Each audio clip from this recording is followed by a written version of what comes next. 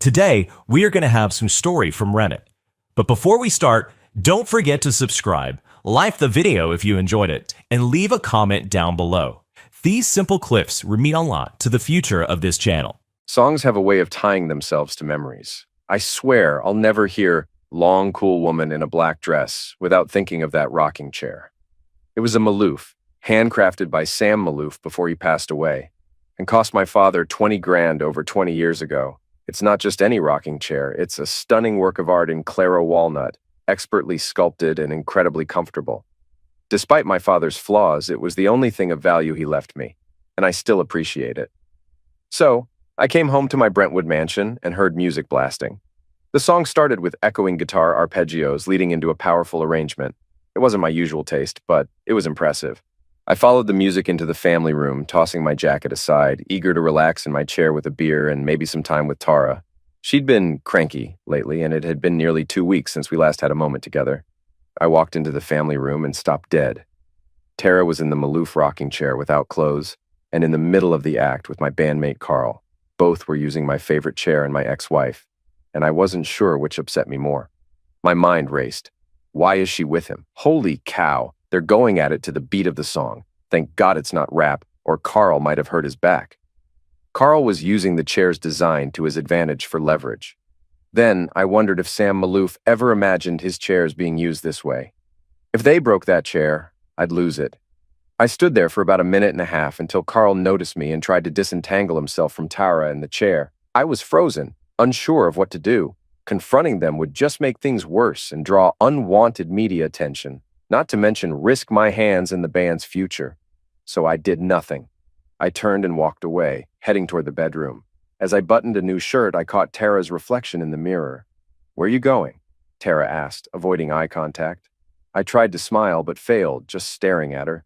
Tara, once a teen idol, now a glamorous star, was my wife, and now, apparently, neither. "We didn't mean for it to happen," she said, sitting on the bed while I packed a duffel bag with clothes. Once I had enough, I dragged the bag to my dresser and added underwear and socks. "That's it?" Tara asked. "You're not even going to say anything?" I ignored her. Despite expecting to be furious, I just felt exhausted and defeated. It was like the wind had been knocked out of me. "God damn it, Nick! Say something!" she yelled. "What do you want me to say?" I snapped, dropping the duffel bag. "Is there a guide for finding out that your wife and one of your oldest friends are having an affair? Huh? Should I have been prepared for this? Maybe you could have dropped some hints." I was drained and just wanted to get away. I dragged my duffel bag past Tara, grabbed some toiletries from the bathroom, and packed the bag into my Escalade. Back in the house, Carl was lacing his shoes in the rocking chair. "Look, Nick," Carl began, but I cut him off. "I just want my chair," I said, picking it up. I nodded toward my Grammy Awards and framed albums. "You and Tara can box up my stuff, okay?" "Where are you going?" Carl asked. "You're the point man for the negotiations. You're not leaving, are you?" "Ship everything to my mom's house," I said, ignoring him. "I'll handle things from there." I loaded the chair into the Escalade with some guitars and started to get in. "Nick," Carl pleaded, "please let me explain." I took a deep breath. "So what is it that you didn't mean to happen? You ducking her or me catching you?" I didn't wait for a response and drove off as quickly as I could.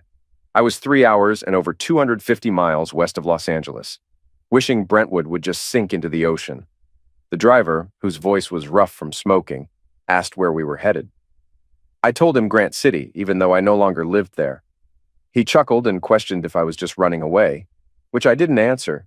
Eventually, he said people like me always pick the wrong ones. I agreed, and he called me a shallow prick. I retorted with a jab about him being just as bad. The conversation was going nowhere, but oddly, I wanted his company a bit longer.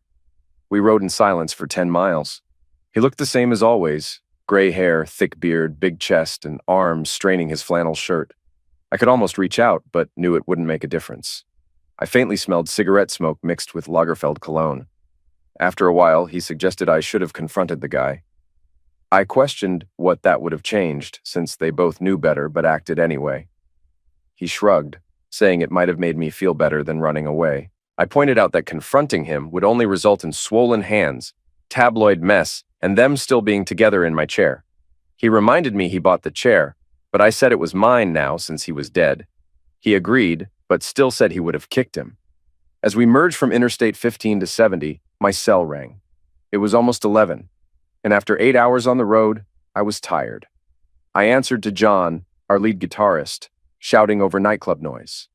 He said I needed to return because we were close to a major deal, and Ethan couldn't handle it alone. I told John to let Ethan handle it and turned off my phone. Leadfoot, the band from high school, had me on rhythm guitar and lead vocals, with Teddy, Carl, and Vince. In junior year, Teddy got into alternative country rock. Hearing the Jayhawks in his room hooked me instantly. We spent hours with Hollywood Town Hall, and it still reminds me of that day whenever I hear Two Angels. Teddy and I began writing songs the next day. Music was easy, but lyrics were tougher. Teddy's love for poetry and classic literature inspired us, and soon we were churning out material. Teddy focused more on music, helping with lyrics occasionally. After high school, Leadfoot won a talent contest at the Lincoln County Fair, landing us a spot at the Illinois State Fair. Despite a strong performance, we only placed second behind a tap dancing act, leading to audience boos. Ethan Rose, a talent scout, approached us after the show and set up auditions in Nashville and Memphis. By college start, we had a record deal. Teddy left the band, concerned about selling out and losing his scholarship. Ethan then searched for a new lead guitarist. During Christmas break, Carl, Vince, and I auditioned in Memphis and found John Booma, a skilled studio musician. He wasn't great with lyrics, so I took over, while Carl and Vince played and sang. Our first album, Somewhere Down Highway 66, went multi-platinum, and Plain States hit diamond platinum with over 13 million copies sold. Since then, we've relied on those successes. We're currently negotiating a 5-album deal with Columbia, who are skeptical about our long-term viability. I'm responsible for showing we have strong material, but our song collection is weak. Despite this, the band and Ethan believe we can secure the deal, though Columbia is pressing hard due to our lackluster songs. On Wednesday afternoon, after a long drive through Nebraska, I checked into a Holiday Inn in Grand Island to rest. Exhausted, I fell asleep quickly but was disturbed by a troubling dream about Tara and the band. I woke up sweating and found a call from Ethan. I told him I wouldn't be back soon and to handle things without signing anything yet. He was worried I might bail on the band, but I insisted he wait for my approval. Realizing the situation could become public, I advised him to hold off on any deals. I showered, got back on the road, and by evening was in Iowa. I was still torn about whether to leave the band and everything behind. Walter suggested that if I was too scared to confront Carl, I should let the band deal with it and not run away, reminding me I'd still have everything: my band, fame, money, and a chance for revenge on Carl. I mentioned possibly quitting anyway, but Walter dismissed it, saying I'd remember what it was like being at the top and then losing it all. I filed away his words as potential lyrics. As we drove through Iowa, Walter revealed that his departure from writing wasn't because of Trudy, but because he'd lost focus due to the celebrity life. He eventually regained his touch with his last books, but admitted that abandoning his family was part of it. He suggested that dumping Tara might be a good move, not just for refocusing, but because she's self-centered, something he warned me about before we married. That was our last conversation before he died in a rock climbing accident, and he'd said the same about Tara. After that, I slammed down the phone and didn't speak to him again before he passed away a year later. Walter argued that dumping Tara would shed excess baggage and help refocus my energies. He claimed he was the real baggage and that getting rid of his distractions, like alcohol and women, except Trudy and Susan, had helped him regain his writing skills. I knew he was telling the truth. His books after the divorce, particularly the one about a disintegrated family, reflected his self-criticism and painted me and Mom in a sympathetic light. I questioned whether getting rid of Tara would help, especially since the band wasn't exactly supportive. Walter said I should enjoy my luck and quit if I wanted to. He warned me to stay busy with something meaningful, to avoid becoming a has-been recounting past glories. I was finally in Illinois, which wasn't much better than Iowa or Nebraska, when my cell phone rang. I hesitated before answering. Tara's voice came through, asking if I was there and begging me to talk. I cut straight to the point, asking how long the affair had been going on. She dodged the question, whining that she wanted to discuss it in person rather than over the phone. I told her I didn't want to meet right now. She asked where I was and said she could come to me. "I don't want you coming over," I said. "I need some time to sort things out." "You can't take a break now, honey. You're right in the middle of your new record deal. Carl and the guys are really concerned," she insisted. "Seriously?" I shouted into the phone. "I catch you and Carl together and all you care about is my duties to the band? What about your responsibilities to me? Can we discuss that for a moment, Tara?" Screw you, she snapped. Grow the heck up, Nick. You sleep with groupies all the time, so what's the big deal if I have a little fun on the side? It's not like you're giving me what I need. That's a bullcrap, and you know it, I said. I haven't been with a groupie since our first tour. I didn't even know you then, and I haven't been with anyone else since we got together. How many times do I need to tell you this? What about Tracy? She shot back, mentioning her younger co-star. Remember those photos in the Inquirer last year? Are you going to deny that too? I took a deep breath, trying to stay calm. We've gone over this a million times, I said. Nothing happened. We ran into each other at a club. She was drunk and some guys were bothering her. I just gave her a ride home. That's it. And I'll tell you again, she said. That's a damn lie, and you know it. She was all over you. She was falling down drunk, I said. You saw her legs giving out. Damn it, Nick, just come back here, she begged. Her tears sounded genuine, and crying on cue was her only real weakness as an actress. I'm sorry, I said. I can't handle this right now. We'll talk later, all right? Don't hang up on me, she pleaded. I ended the call anyway, turning off my cell phone after I hung up. Backstage at the We the People festival, we met up. Leadfoot was performing right before the Eagles' so-called final reunion tour, and Tara was the celebrity chosen to introduce us. That was 5 years ago, and both of us were at the peak of our careers. As a child star, Tara went from a small role in campus life to a leading part in a popular series. She evolved from a tomboy into a stunning young woman beloved by fans. Despite her wholesome on-screen image, her off-camera life was wild, often involving high-profile Hollywood figures and compromising photos. However, she stayed away from pills and rarely drank, which kept tabloids at bay. During a high-profile festival gig with Leadfoot, Tara approached me after our set. In tight jeans and a Western shirt, she flirted and invited me out. I agreed, and after a thrilling second set, we spent 3 days together in my hotel suite, then flew to Fiji for 10 more days. I fell for her when she taught me to drink beer through my nose, and we married a year later. Despite the pressures of filming, touring, and public attention, we managed better than most until recently. Returning to my mom's house after 7 years, I noticed it was just as I remembered. I called out to her, and she appeared, greeting me warmly despite her disheveled appearance. Noticing my rough state, she asked if I was interrupting anything, and I offered to stay at a motel for the night. Mom called her current partner, Dr. Bob, down from upstairs. To my surprise, he was significantly younger than her. Mom joked that his age helped him keep up with her. Dr. Bob greeted me warmly, and I apologized for the unexpected visit. He seemed genuinely pleased to see me. Mom reassured me that their relationship was over, which Dr. Bob's affectionate glance confirmed. Mom noticed I hadn't eaten properly in over 40 hours and made grilled cheese and tomato soup, my childhood favorite. While she cooked, Bob and I caught up on Grant City news. At the table, Bob asked about Tara, and I struggled to smile. Bob then suggested both Tara and I might be cheating. I admitted Tara's affair with Carl Simpson, which Mom responded to bluntly. Her straightforwardness, like Walter's, was refreshing. Bob was surprised by Mom's honesty and nearly choked on his soup. Mom criticized Carl Simpson's false charm and reckless behavior behind closed doors. Bob asked about my plans, and I said I needed to stay with Mom to relax and clear my head. Mom agreed, provided Bob was okay with it. I learned Bob had split from his previous partner, Elaine, and was now living with Mom. Mom hadn't mentioned this, and it made sense that Bob and Mom likely connected on New Year's Eve after a few drinks. Given Mom's charm and looks, it wasn't surprising Bob was into her. I laughed and asked Bob if I could stay with them. His serious look made me laugh harder, causing milk to spill through my nose. After a nap, I found a note from Mom saying she was out for the evening and Bob was at the office. Not wanting to be alone, I went to the hitching rail, where I used to work. The packed parking lot and busy dining room showed they were still serving great food.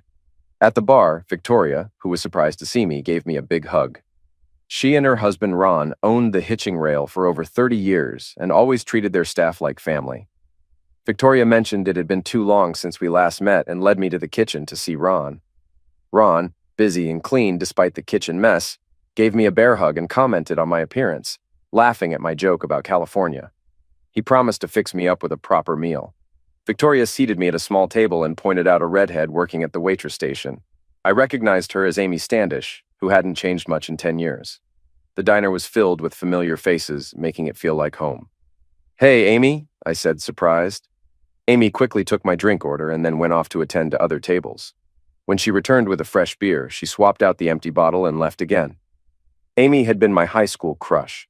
But despite my efforts, she never noticed me. She was focused and aloof, sticking to her group of brainy classmates. By the time she worked at the hitching rail, I was already a cook there. I admired her efficiency and reserved nature, though I once awkwardly tried to talk to her and got rejected. Ron later explained that Amy's shyness was due to her parents pushing her into the job to help her overcome it. Months later, a brief, "Hello, Nick," from Amy before college was a highlight for me. Now, sitting with Jimmy Schultz at the bar, I asked about Amy. Jimmy, now an insurance salesman, told me she had married a quiet engineer who left her for a male coworker. Amy is back in town, working as an English teacher and part-time at the bar. She's not seeing anyone and hasn't shown interest in dating. I went to get us another round and noticed the shortage of cocktail waitresses. I also asked Jimmy about Teddy. He still keeps in touch with Teddy, who lives on Foster Road, married to Jenny Layden with 2 daughters, and teaching English at the high school. Teddy occasionally plays in a bar band, which was ironic since he had left Leadfoot to avoid that scene. Jimmy's comment made me realize Teddy was happier living a simpler life, something he'd always preferred. Unlike me, Teddy had avoided the chaos of fame and built a fulfilling, normal life. He had it better than I did, and he also enjoyed Jenny Layden's company. As Walter and I walked home, he noticed my mood. I explained I had a lot on my mind, not just from Jimmy's comments, but also from realizing how out of touch I felt lately. I noted that my mom came from a small town, while Walter's family was from Chicago's elite. We were from different worlds, small town versus glamorous. Walter agreed, but I added that his behavior, like sleeping with starlets, only highlighted the contrast. Jimmy's comments made me see that Teddy's small-town life, which I had viewed through a Hollywood lens, actually made him happier. Despite my success and wealth, I felt empty, with a superstar wife and even my best friend feeling like a ghost. Walter had started appearing to me a year after he died, following a show in Dallas. At first, I thought it was a bad trip, but he seemed too real and our conversations too clear. After months of private conversations with him, which felt creepy, I saw Dr. Salomon. Initial doctors thought it might be pills residue, but tests showed nothing. Dr. Salomon ruled out schizophrenia and suggested I was seeing a manifestation of my past, a way my mind was dealing with stress and unresolved issues, particularly with my father. Walter then was a stand-in for that absent support. Dr. Salomon's explanation made sense. He believed seeing Walter was a healthy way to handle my pressures, and that over time I'd just have internal dialogues. I felt better until Walter reappeared, mocking Dr. Salomon's theory and revealing details about his long-lost manuscript, which was published to acclaim 8 months later. After a few beers, good conversation, and a huge bacon cheeseburger, I slept well. Friday morning, I felt refreshed and saw my old cheerful self in the mirror. Even the 23 unread voicemails didn't dampen my mood. I had yogurt and coffee, then spent almost 11 hours writing music, inspired by a story about Lennon and McCartney. Bob stopped by for lunch, but I was too focused to take a break. I filled half my notebook with new ideas. When Mom and Bob went out for fish fry, I continued working on a new melody. It wasn't perfect, but it was close. I got ready slowly and walked to the hitching rail, arriving late to a packed bar where the band was playing a catchy Ernest Tubb tune. Victoria led me to the kitchen, where Ron was preparing food and joking about California ruining me. Amy, blushing and avoiding eye contact, was asked to get me a beer. Her scent lingered as she left. Victoria and Ron watched me, and I stammered about how good Amy looked. Ron joked about me needing to grow a pair, which made me laugh. After my meal, I returned to the bar and saw Jimmy Schultz chatting with Jenny Cooper, formerly Layden, who looked much the same as at prom, but with a bit more weight and a few lines on her face. I offered to buy drinks as the song ended. Jenny hugged me tightly, excited to see me, and Jimmy nodded a greeting, saying he'd handle the drinks since I'd be busy. Jenny asked if I'd play a song with Teddy and his band, saying it would mean a lot to the college guys. With memories of prom and her pleading eyes, I couldn't refuse. I agreed, and Jenny quickly informed Teddy. All eyes were on me as Teddy announced I'd be joining them. The crowd, familiar with me, looked surprised and excited. Teddy humorously introduced me, doubting my guitar skills but suggesting I might sing. The crowd's excitement was palpable, and I felt a strong urge to reconnect with these familiar faces. Climbing onto the stage, I exchanged a friendly jab and hug with Teddy, feeling the warmth of our reunion. Teddy suggested we get started, and I picked up an acoustic guitar. After a quick setup, we decided on Two Angels, starting with a piano lead, followed by my guitar, drums, bass, and Teddy's slide guitar. The song featured a standout piano performance and an extended instrumental. By the end, it felt like we'd never been apart. Teddy's voice was better than I remembered. After the cheers, Teddy introduced me to the crowd, and I asked to stay on stage. We jumped into Bob Dylan's Lily, Rosemary, and the Jack of Hearts, improvising the arrangement with Teddy's guitar licks and the piano shining. The place was packed with people dancing and streaming in. I stayed on stage, joined the band during breaks, and signed autographs. We played country rock classics and a few Leadfoot songs. By the last hour, the crowd was overflowing, and we ended with a harmony-filled version of Poco's Keep On Tryin', which drove the crowd wild even though our voices were shot. After helping with the teardown, accepting free beers, and watching the bartenders clean up, we wrapped up with a final beer in the dim bar room with Ron, Victoria, Jenny, Teddy, and the band. Ron suggested we do this more often so he could retire eventually. Suddenly, I heard Amy's quiet voice behind me. We locked eyes and I was speechless. Jenny broke the moment with a tease, while Ron muttered about California ruining me, making Amy smile before she complimented the performance and left. Teddy and Victoria teased me about still having feelings for Amy, and Ron suggested I was too scared to act. Jenny warned me not to get too close, as Amy had been through enough. Victoria noticed my reaction when my marriage was mentioned and whispered to Ron, who nodded, understanding my issues. Teddy asked about my plans for the next day, and I mentioned writing. Jenny invited me to a cookout at their house, mentioning Amy and her son would be there. I agreed, excited about the idea. Teddy thought it would be good for me to hang out with normal folks. Little did we know, the next day would be anything but typical in Grant City. I slept in until nearly 11 on Saturday, only to be woken by Mom yelling about people on her lawn. It was press and fans. I quickly got ready, knowing I had to look perfect to avoid rumors of a pills binge or scandal. 15 minutes later, I joined Mom on the porch, smiling at her and facing the reporters and cameramen. I directed the reporters to the sidewalk and then onto the porch, setting the rule of ladies first and then left to right. The first question from Entertainment Tonight was about the viral videos of me and Teddy Cooper, and if I was leaving Leadfoot to form a new band. I clarified I had no plans to leave Leadfoot. I was just visiting family and supporting an old friend. Another reporter asked about leaving mid-record negotiations. I said Ethan Rose, our manager, was handling that, and I just needed a break. When asked about rumors involving Tara Boyd and Carl Simpson, I reassured them that Tara and I were fine, and I was simply taking a break. After half an hour of questioning, I stuck to my story. The reporters thanked me, apologized to Mom, and left to edit the footage. I told Mom I was heading to Teddy's cookout, and she and Bob might come by later. I packed my guitars into the Escalade and took a scenic route to avoid the press, arriving at Teddy's place around 12:30. Teddy greeted me and led me to the deck where he was grilling. Nearby, kids were playing in the pool. Teddy mentioned he had dealt with reporters that morning by threatening to call the cops. I laughed, wishing I could have done the same. I grabbed a Diet Pepsi and settled into a lawn chair. Teddy joined me after preparing the pork shoulders. We spent the next 20 minutes chatting, catching up on life, and keeping an eye on the kids in the pool. Teddy updated me on who was married, had kids, and where they worked, and we talked seriously about the past 6 years. Teddy asked why I was back, and I initially avoided the question, focusing on some oak trees. Eventually, I asked if he was happy. He said he was, and I admitted I wasn't sure if I was. It seemed like what I wanted, but it felt overwhelming now. Teddy advised me to just get out, but I explained it wasn't simple due to my band obligations and my wife's unwillingness to move here. When asked about the rumors of Tara and Carl, I confirmed them. Teddy shared that Carl had tried something similar with Jenny years ago, but she had shut him down. I told Teddy I was conflicted about Tara, loving her, but fearing change. He suggested I talk to Tara to understand why it happened, which would help me decide if it was a one-time mistake or something that might recur. He also joked about famous people's tolerance for such issues. Teddy's advice was clearer than Walter's. He shared a story about someone who found their partner with someone else and discovered she was just looking for someone new before ending things. He suggested that if there's genuine love, it might be worth trying to fix things instead of giving up immediately. Jenny's voice cut in as she overheard Teddy's metaphor about fixing a lawnmower. Teddy reassured me that only I could decide if my marriage was salvageable, noting that many couples work through rough patches and end up happy. Afterward, I went to get beers and saw Jenny and Amy preparing food. They froze when I entered. Jenny quickly hugged me, but Amy avoided eye contact and muttered a hello.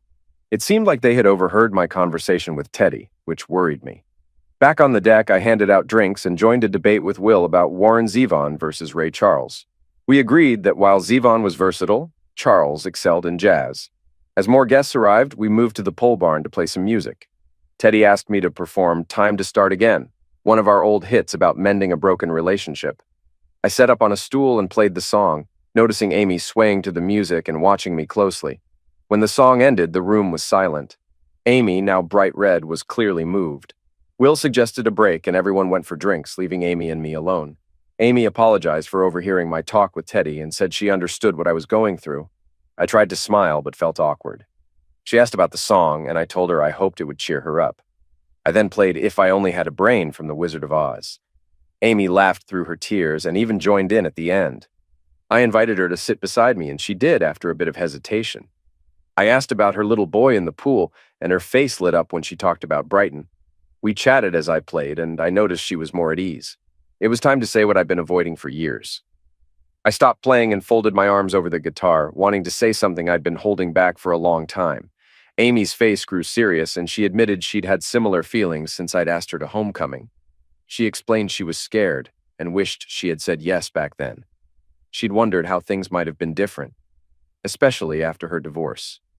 I was stunned, and Amy urged me to say something. I muttered my surprise, and we both laughed at the absurdity of it all. But then Amy became serious again, making it clear she wasn't interested in being the other woman. She insisted that if I decided to leave my wife, she wouldn't be part of that decision or relationship. I agreed, acknowledging that, after all this time, it was good just to talk openly. I wasn't looking to complicate things further, especially with someone I barely knew.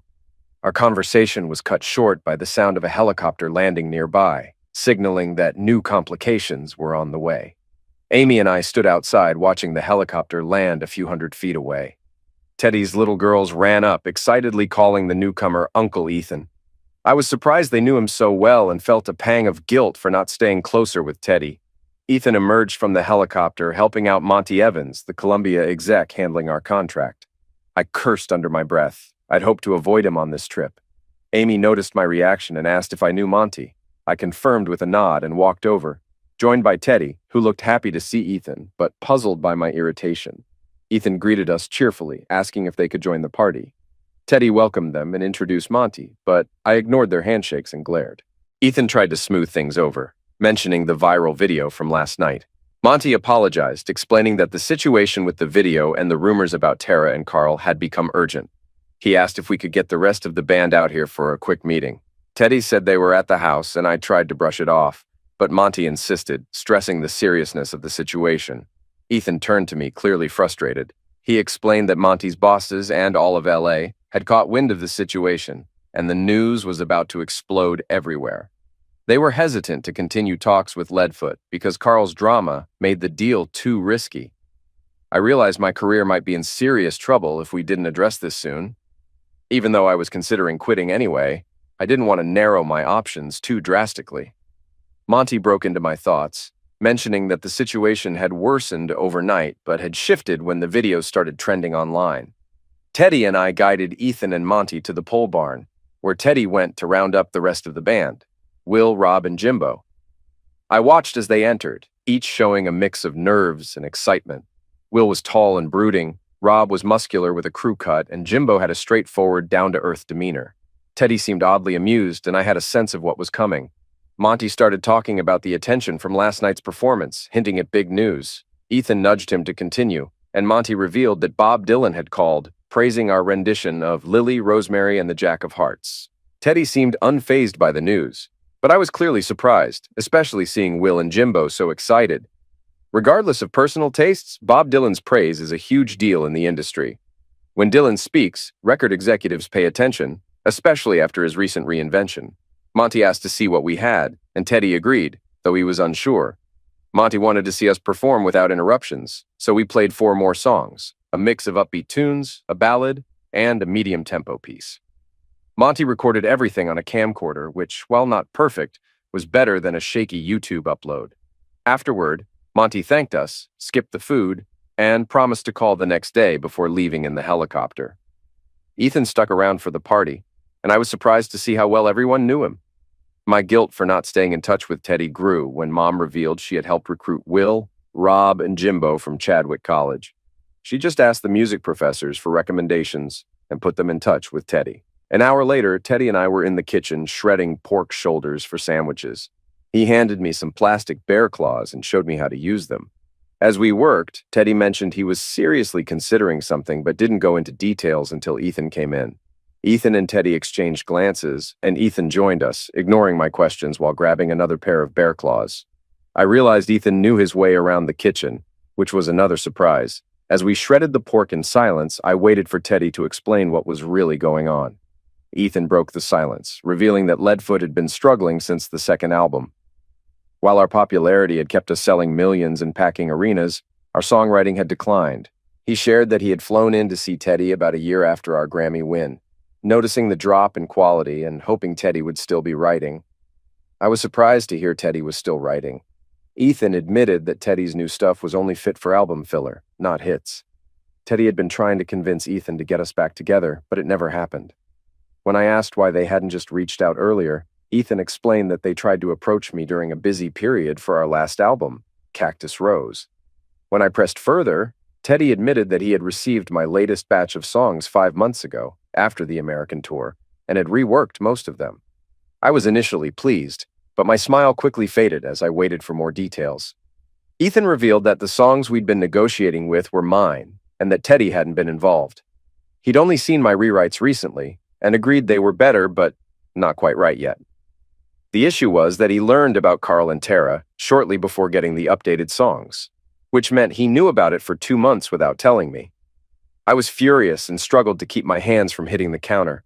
I confronted Ethan and Teddy, demanding to know why they hadn't informed me sooner.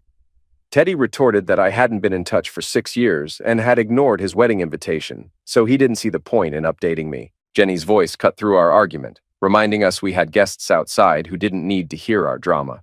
We sheepishly returned to shredding the pork, while Jenny put on a cheerful front for the guests. I told Teddy I never saw the invitation, and felt awful about how I'd treated him. He said I needed to figure things out with Tara, and even if he wouldn't forgive her, he thought I should decide for myself. I then asked Ethan if it was just about the money.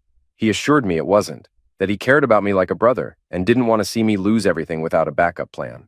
Teddy pointed out that Ethan did tell me, but Ethan clarified that he'd ended the negotiations early because he had a tip about Carl and Tara meeting. He didn't think I'd believe him over Tara or Carl, so he didn't mention it. Ethan explained his plan was to help me stay in the band and keep my career on track, even offering to help find a new bass player. Teddy confirmed he was in on the plan. This was a lot to process, and I was pretty pissed. But honestly, I couldn't blame either of them. Ethan had been looking out for me and Leadfoot, even if it was partly for his own interests. I asked what the afternoon was about. Ethan explained that the YouTube videos were blowing up, way bigger than expected. They were getting tens of millions of hits, and even Bob Dylan had taken notice. Columbia was keen to cash in on this, and Monty saw the potential in reuniting us. If Ethan had shown him the rewrites earlier, we might already have the contract and be dealing with kicking Carl out. My anger faded, replaced by a grin. Carl was in serious trouble now. Ethan confirmed he was nearly broke, which surprised Teddy. Ethan mentioned that Carl was spending faster than he could earn and didn't have song royalties like us. Carl had lavish places everywhere: Aspen, New York, Malibu, and even London. I laughed at the thought of Carl chasing London women. We finished shredding the pork and started setting up the trays. I apologized to Teddy, who admitted he might have been too harsh. He'd intentionally sent the wedding invitation to my old address to keep it low-key, which I could only laugh at. We brought the trays outside, and I noticed Amy watching me.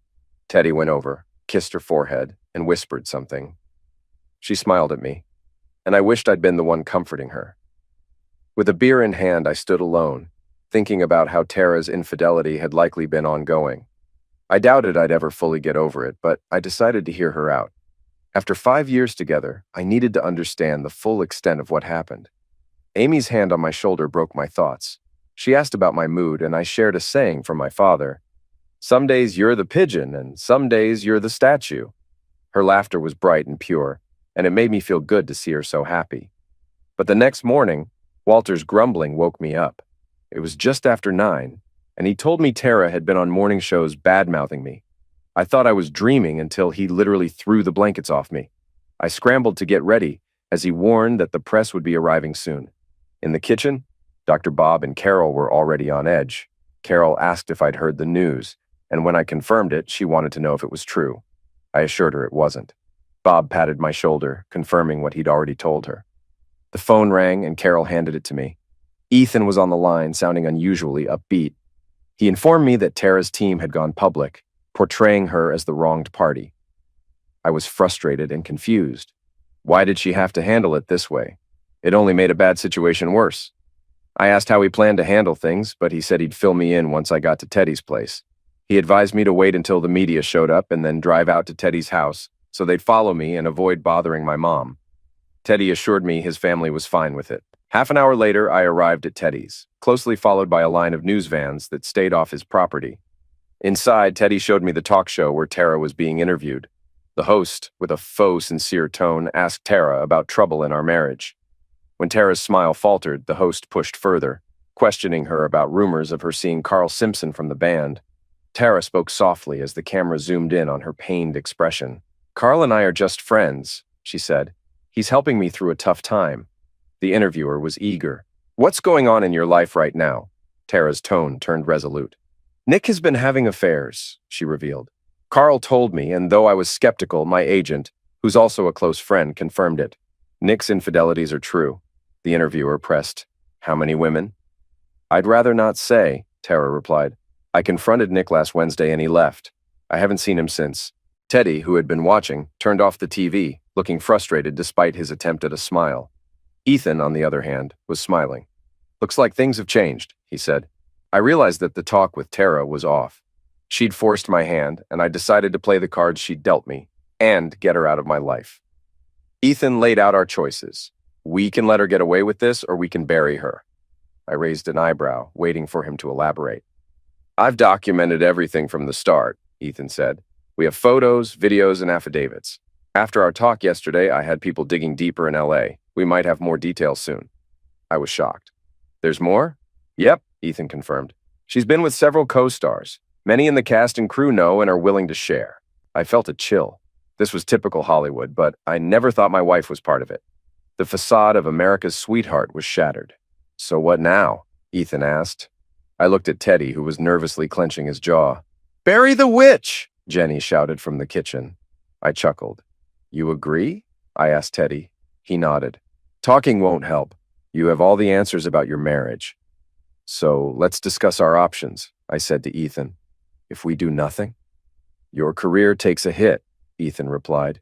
"New record negotiations for Mustang Ranch could be tough." "Come on," I said. "This happens all the time. It never hurt Mick Jagger, did it?" Ethan laughed.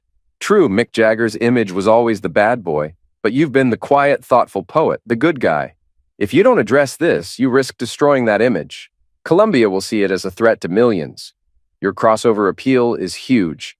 Rock fans might not care, but the churchgoers in small towns will." I glanced out at the press vans and then back at Ethan. "Okay, how do we handle this?" Ethan grinned and opened his briefcase. 20 minutes later, Teddy had the press set up in the pole barn. I walked in, and the reporters immediately fired questions at me. When they quieted down, I said, "Same rules as yesterday. Ladies first, then the men from my left to right." I pointed to the young reporter who had gone first the day before. "Sorry, you went first yesterday," I said, then addressed the smartly dressed reporter who had gone second. "Mr. Harlan," she began, clearly angry, either about my previous evasions or my infidelities. Ethan had predicted she'd be a strong choice, and her tone suggested she was ready to pounce. "Miss Lockhart," I replied, maintaining a pained expression. "Mr. Harlan, your wife told Valerie Plymouth that you've ruined your marriage with multiple affairs. Is there any truth to these allegations?" I took a deep breath, made eye contact with the reporters, and prepared to respond. "I regret to say Tara was partially right," I began. Flashes from cameras blinded me momentarily, helping me keep a pained expression. "Our marriage is indeed over, but she was wrong about me being unfaithful." I pulled out documents from an envelope and addressed the reporter from Entertainment Tonight. "Your turn, Miss Miller." "So you're saying you've never cheated on your wife?" she asked. "Not once," I replied. "If Tara has any proof otherwise, I'd like to see it. Until Wednesday afternoon, when I found her with one of my oldest friends in our home, I thought my marriage was perfect. Clearly, I was wrong." "Are you saying she was the one cheating?" asked a male reporter with cameras closing in. "Yes, that's exactly what I'm saying," I confirmed. "Do you have proof?" demanded the initial reporter. I turned to the next man. "Do you have any proof to back up your claims?" he asked the reporter. I held up the documents. This report from A&R Investigations of Malibu will show that Tara was not truthful this morning. In what ways was she untruthful? Asked another reporter.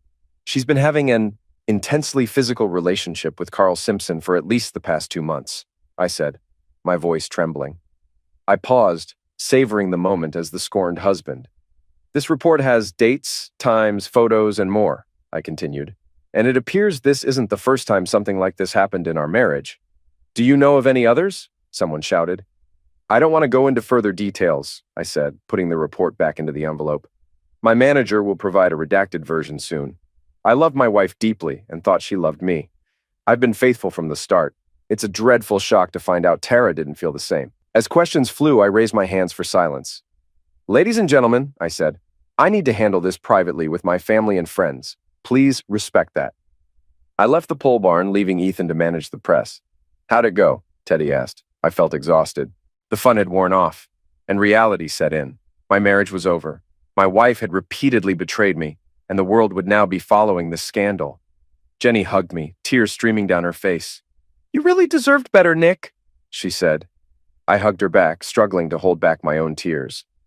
By noon, the press had left and the band arrived at the driveway.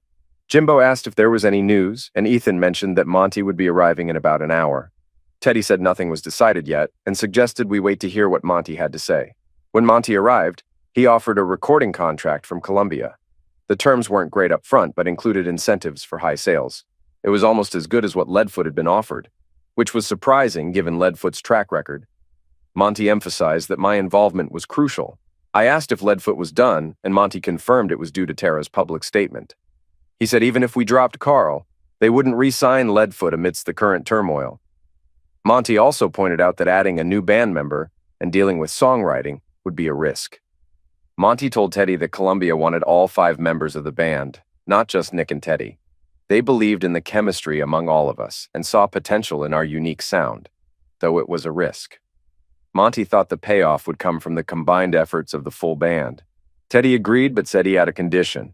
He wanted a 2-year commitment with 2 albums, and if things weren't working out or if it hurt his family, he wanted the option to opt out of the 3rd album. Will, Rob, and Jimbo were all in favor, and I agreed too. Teddy made it clear that his family came first, and Monty seemed concerned about how this might affect the terms. Teddy proposed that if we stayed together, Monty would get an automatic option for a 4th album on the same terms as the 3rd, with no right for Teddy to withdraw. Monty thought it over and agreed to come back after lunch for an answer. When Monty left, Jenny asked about the deal. Teddy said it was a good offer, and she turned to me, asking if I would take care of her. I looked at everyone, Teddy, Ethan, Rob, Will, and Jimbo, waiting to see if I was in or out. Amy stood in the kitchen doorway with her son, her expression unreadable. I needed air, so I stepped outside.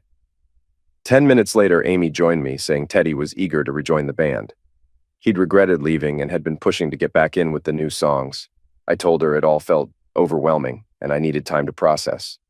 She reassured me that Teddy and Jenny cared and would be there for me, and the band could offer a distraction. Then I asked Amy how she'd feel if I went back on the road. She didn't flinch and said it didn't matter.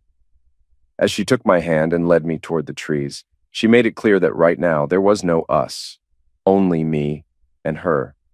I stayed silent, and Amy continued, explaining that while she liked me, we were different people now and barely knew each other back then. I was clinging to old memories and fantasies. She acknowledged my interest in getting to know her better, but she wasn't going to rush into anything with me while my marriage was falling apart. She also mentioned her son and how she didn't want to deal with more turmoil. I understood her point, but kissed her anyway. Her initial shock faded as she started kissing back, but she pulled away, upset.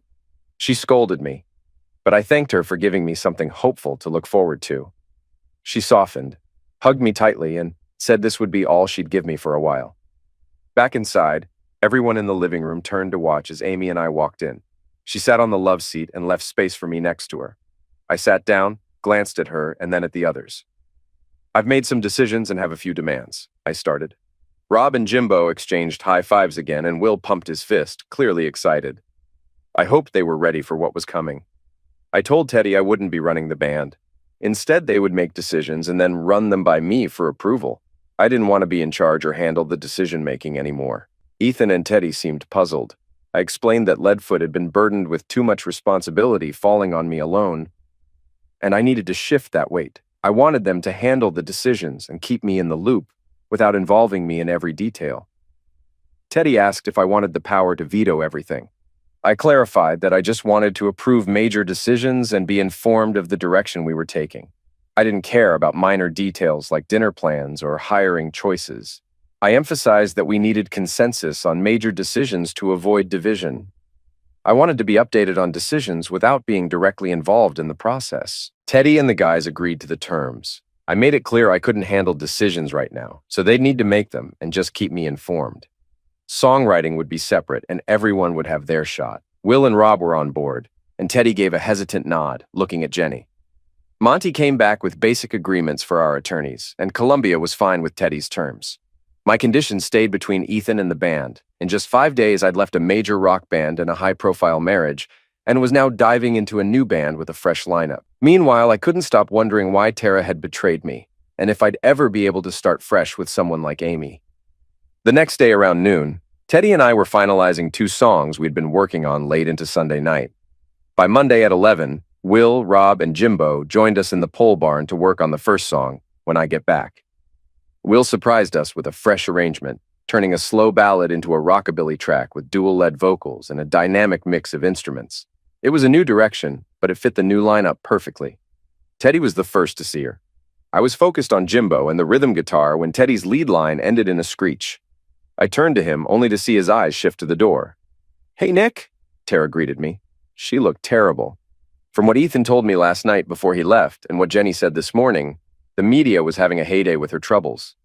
It looked like the private investigators' findings had been verified, and now new scandals were coming out almost every hour. "What do you need?" I asked, my tone sharp. "Guys," Teddy said, "how about we head up to the house for a bit?" Rob and Jimbo wasted no time leaving, checking Tara out as they walked by. I thought, if you play your cards right, you might get a chance with her. Once we were alone, I sat on a stool and waited her out. I didn't try to hide my anger or disdain, and she seemed unsure about moving from the entrance of the pole barn. She then whispered something, but I couldn't hear what it was. "What did you say?" I asked. "I was asking if you could call off the dogs now," she said, tears running down her face. This seemed genuine, given her usual lack of tears on command. "Just tell them to stop. You've made your point. I didn't start this fight," I said, my voice getting louder. "And now you, the one who spread the rumor that I was the unfaithful spouse, have the nerve to ask me to do something you didn't even do for me?" "It wasn't my idea. Janice made me do it," she said, confirming my suspicion that her manager was behind this. "She said you'd destroy me unless I took action." "That's nonsense," I roared. "She must have told you that you could turn a bad situation into something good, right?" Tara didn't try to deny it. "You were leaving me," she said. I replied, "You were cheating on me." Her anger cut through her tears. "Oh, get over yourself," she snapped. "You already knew." I was stunned. "How can you possibly think that?" "Didn't you read the tabloids?" she said. "They printed almost every rumor about who I was with." "But you denied all of them," I pointed out. I stopped asking after a while because I thought it was just typical nonsense. She remained silent, wiping her tears and avoiding eye contact. "Seriously, Tara, with Carl? You must have known I was completely unaware," I said. She nodded. "So why would you assume I knew about the others? You knew I'd be mad. That's why you kept it a secret. So you also knew I'd be angry about the other ones, right?" She nodded again, no longer trying to pretend I didn't care. "How many were there?" I asked. "Does it even matter?" she replied, clearly afraid to answer. "You know most of them now, or at least Ethan does." "So they're all true?" She nodded. "So that's not even all of them? That's just most of them?" I asked. Her expression showed she realized she had said too much. "Can't we move past this, Nick? If I stop now, can we get past this?" she pleaded. I laughed, and her hurt expression turned into anger at being dismissed. "Let me ask you something, Tara," I said. "Imagine you find out that every time someone comes to your house, they steal something. Not just once, but dozens of times. If you found out, would you invite them back?" "This isn't about house guests, Nick," she shouted. "This is our marriage." "Exactly. You took something far more valuable than silverware, Tara. You took my self-respect. You destroyed something I thought was perfect. Now I'm not sure if we ever had a real marriage." I question whether you ever truly loved me, or if I was just another way to boost your image." Her tears started flowing again. "You were never just a publicity stunt," she sobbed. "I've loved you since we first met. More than anyone else, Nick. You have to believe that." "That's not true," I retorted. "You've always loved yourself more than you've loved me." Her reaction showed that I had hit a nerve. "So, what you said on the phone earlier," she said. "That's true, isn't it?" "Yeah, Tara," I confirmed, understanding what she meant. "I've stayed faithful to you from the start," she nodded, wiping away more tears and sniffling. "You're right," she admitted. "I'm not good enough for you." She laughed. "Honestly, I wouldn't stay married to me either." She came over and lightly touched my face.